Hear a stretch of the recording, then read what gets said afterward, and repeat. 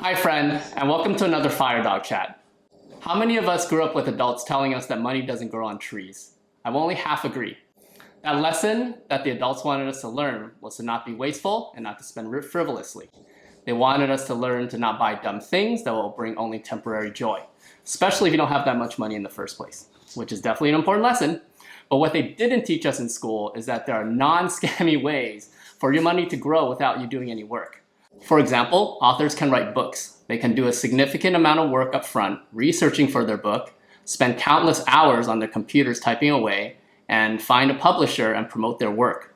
Once their book is out, though, they can collect money for each book that sells. There's no longer any work that is needed, and money will continue to come in.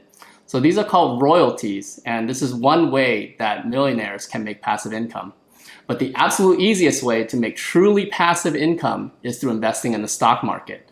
The stock market and the magic of compound interest are true gifts that can help almost anyone become more financially stable. And once you have your system and rhythm in place, it'll be passive in the truest sense of the word.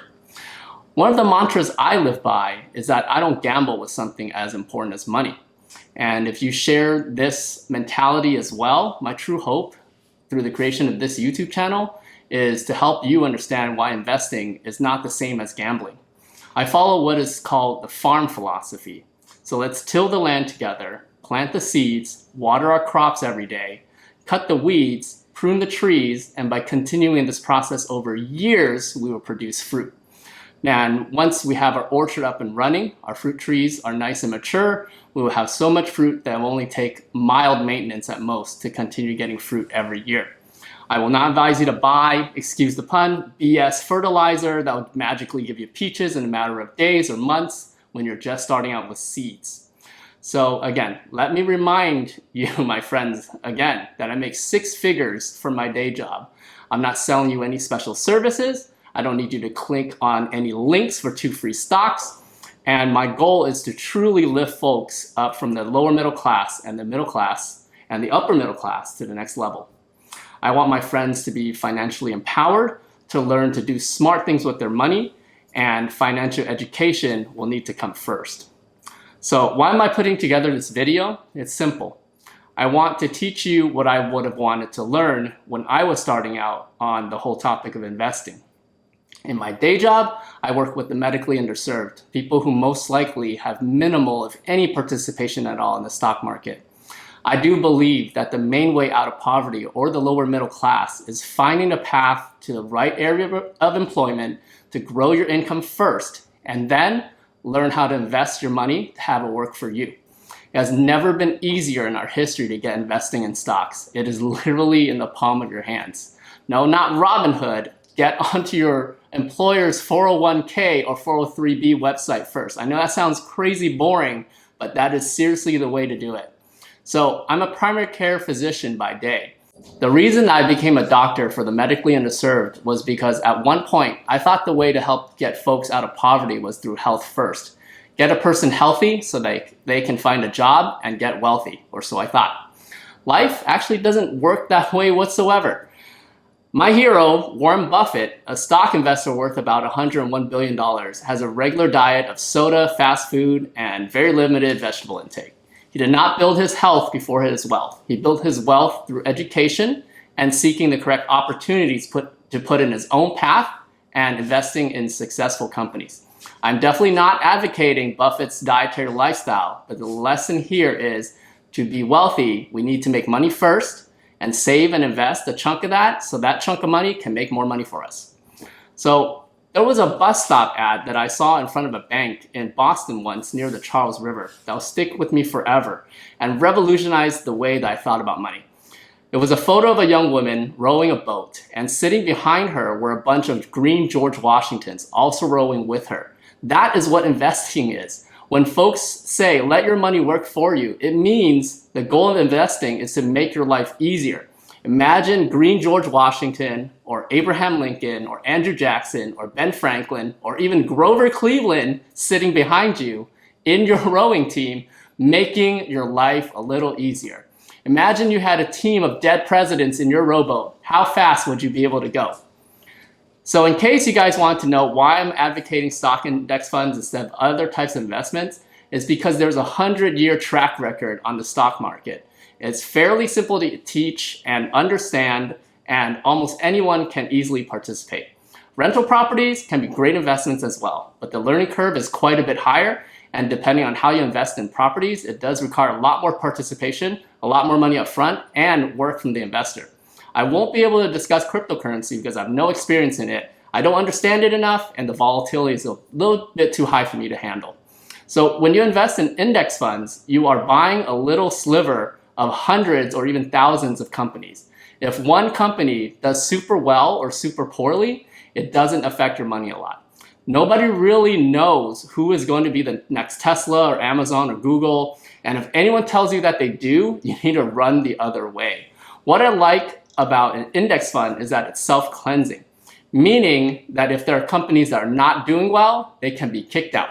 I'll give you a great example. The S&P 500 is a collection of the 500 of the biggest companies in the United States. And each company doesn't get equal weight either. Some bigger giant companies will get more representation, and some smaller giant companies will get less representation. I didn't say the biggest 500, but 500 of the biggest companies. As an example, Sears, which is a sponsor of today's video, okay, just kidding, I don't have any sponsors. Remember, you only get completely unbiased information from me. So Sears was at one time the world's biggest retailer, basically the Amazon of its heyday. They were in the S&P 500 for 55 years. They owned Allstate Insurance, they owned Discover Card, Die Hard, Kenmore, Craftsman. They even sold mail order cars. They sold everything from general merchandise to tools to home appliances to clothing. And I kid you not, mail order houses. Yes, you can buy a do-it-yourself house with all the materials and parts shipped to you by rail car. They had the tallest building in the world to handle its mail order catalogs, and the Sears Tower even had its own zip code. If you told someone who lived through the 1940s to 1970s that Sears would one day go bankrupt, they would probably look at you like you were insane and out of your mind. It would almost be like someone telling you today that Amazon will one day disappear.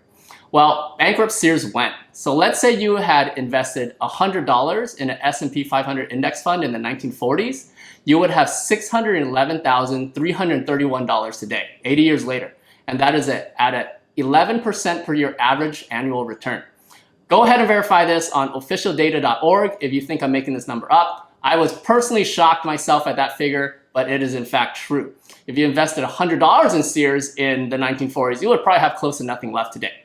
So how's that possible? Shouldn't Sears have dragged down the S&P 500? Well, they got kicked out because they were no longer doing well. Like I said, self-cleansing. You as the investor in the S&P 500 do not have to worry about companies like Sears. It got replaced by a better company, so over a time horizon of many years, the S&P 500 has an upward trend.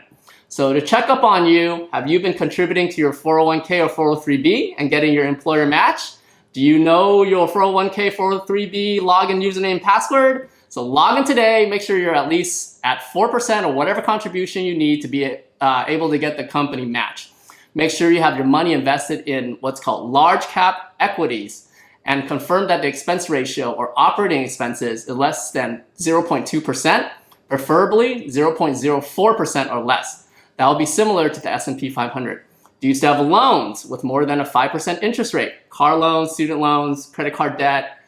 Pay off anything with more than a 5% interest rate as fast as possible. Set an aggressive goal, say 1 year or less if possible, please. You cannot get ahead with a high interest rate debt dragging you down.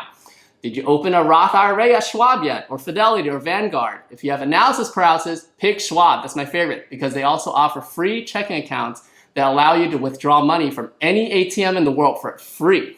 For 2021, if you're single with an income of under $140,000 or married with a joint income of below $208,000, you can open a Roth IRA. If you make above $140,000 single or $208,000 married, you can open up a traditional IRA and then convert it to a Roth next day. Google it.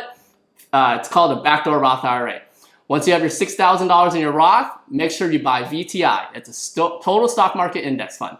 Max out your 401k. This is $19,500 total for 2021 or $26,000 for folks over age 50. Open a brokerage account at Schwab or Fidelity or Vanguard. Set up automatic recurring deposits that go into the brokerage account every paycheck. Use that money, buy more VTI. Thank you guys for listening. Feel free to subscribe. Happy investing, and let's get financially savvy together.